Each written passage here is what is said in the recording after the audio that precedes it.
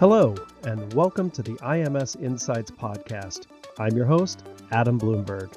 Today, we're speaking with IMS elite expert Gabrielle Goldapper about the apparel industry, early case strategy, and trial testimony. Gabrielle is a product authentication expert with more than 45 years of experience as a fashion industry expert and academic in the luxury and budget markets. She has consulted on branding, marketing, and licensing strategies for numerous companies and teaches apparel management at the Fashion Institute of Design and Merchandising. Gabrielle, thank you for joining us today. I'd like to begin with your background. You're an expert in the fashion, apparel, and textile industry with more than 45 years of experience. Congratulations. Can you explain what an apparel or luxury product authentication expert does? Well, thank you, Adam, and it's nice to see you today.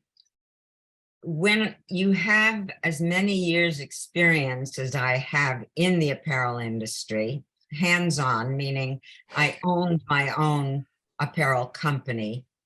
I now own my own consulting company. I did sell the apparel company. You get familiar, very familiar with the ins and outs of every category of clothing, and that it would include the designer market, which you refer to as the luxury market. And then you have, of course, the Walmarts of this world, which is the budget or mass market. And then you have Macy's, that type of store, which is a more moderate market. So my experience has been very extensive because when I owned my own company, I was very lucky because I did the expensive category, which is the designer category, in one division. I did the moderately priced category in a totally different named division. And then I did the budget category in a third named division. Owning my own company was a wonderful experience. And as I said, I did sell it. And having worked for myself, it was hard to go to work for someone else. So I then opened a consulting company. And I now work with all three categories on a consulting basis. In the very beginning, how do you get interested in the fashion industry? You know, that's a hard thing to answer because I think it's kind of in your blood. It's like I teach at the Fashion Institute. I've been teaching there on a part-time basis for 36 years. And those students, and they're not just high school graduates, I'm in the graduate program. So these are people who've been in the industry. I often ask that question. And the answer is very similar. It's in my blood. I just love clothes. I love fashion. It's just part of who I am. And I've always known that. And that's kind of how my students answer. And it's also how I answered, despite the fact that my graduate degree, I do have a master's, is in economics. But that opened my world to retailing. So I got started because I think I felt I really loved the industry and I've got to get into it. Well, I'm guessing the fact that you're teaching, you like teaching. And I'm guessing also that you had a lot of teachers along the way in many different forms, and probably the form of mentors. Can you talk a little bit about your path and the mentors that helped you along the way to get you to where you are now? There's a lot that happens in the apparel industry for which there are no textbooks. And so you either learn it from the hard school of experience, or you are blessed with some mentors. And I had several wonderful mentors. The mentors that I had taught me the areas that I couldn't have learned even by practicing in the industry. For example, I learned all the ins and outs about fabric, how the cotton is spun and how the fibers are actually made from chemicals, and how do we spin the yarn, and how do we make the actual knit product. That was a mentor who actually led me by the hand and showed me that in his own factory. And, that eliminated a lot of years of having to learn it through experience. I learned a lot from experts who worked in the area of inventory management. And in the apparel industry, one of the quickest ways to lose money is if you have too much inventory. So my mentors enabled me to identify and work with the proper levels of inventory at retail or at wholesale, so that in fact you wouldn't have too many markdowns and or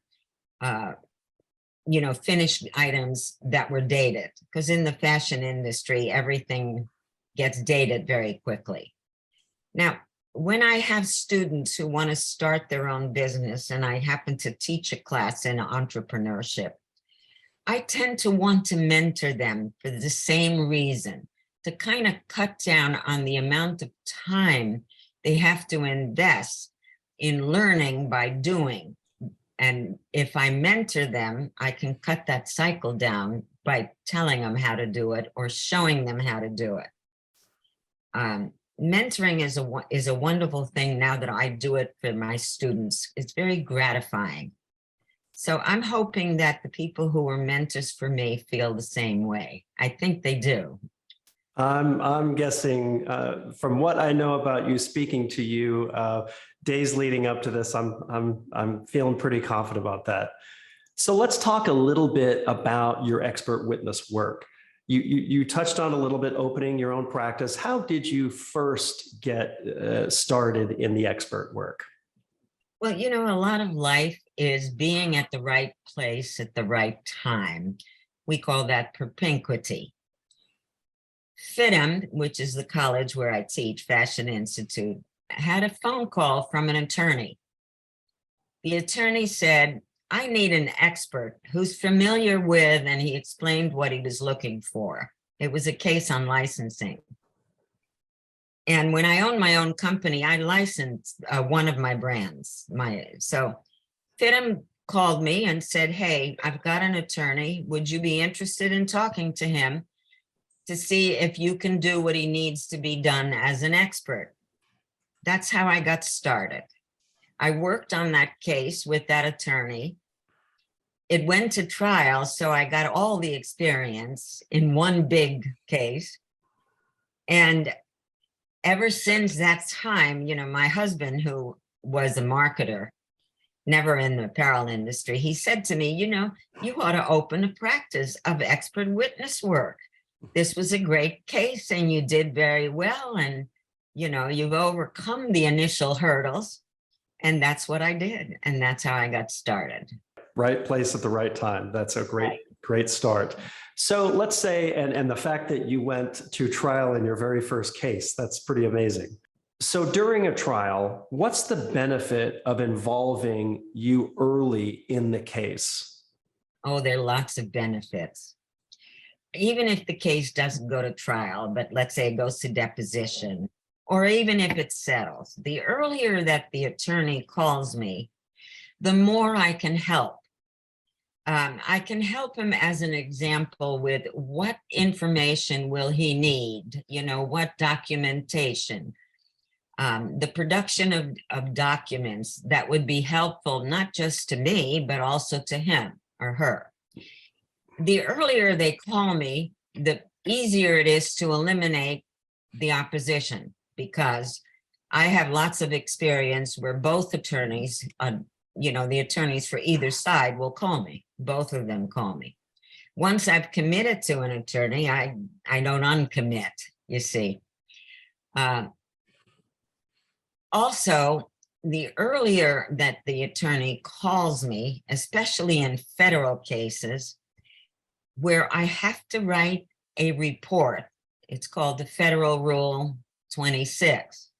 And there's a lot of commitments to that report. I mean, you have a guideline that's required by the federal courts.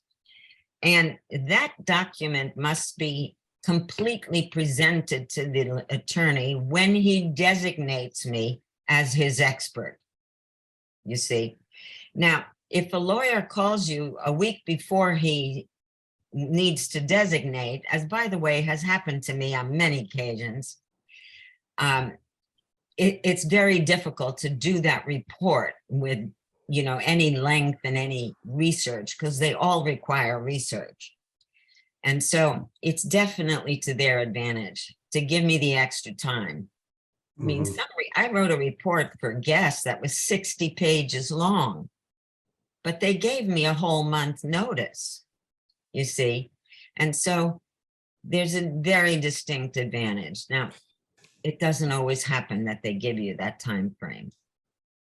So strategically, does your early involvement help to the trial attorney, the trial team, help to develop the story and maybe give a little more time for research if more is needed in discovery?